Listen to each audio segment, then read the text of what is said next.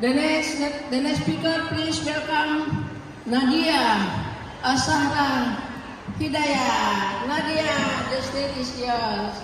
Now I know this is your mom and father, yeah?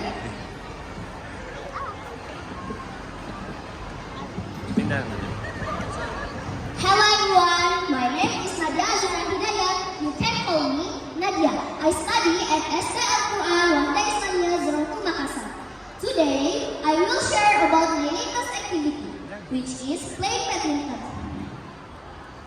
The first time I played badminton was after school, in the yard of my house, together with my neighbor. I felt very happy because after a full day of studying at school, I had time to play and move my body.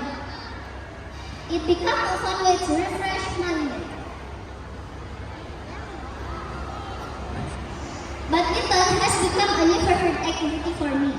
It's not only a healthy sport but also a way to turn my focus and entertain myself after school. Here are 3 fun facts about badminton. 1. It helps body coordination and reflexes. 2.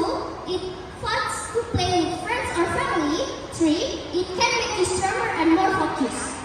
By playing badminton, I learned many things like 1. Improving my thinking skill. 2.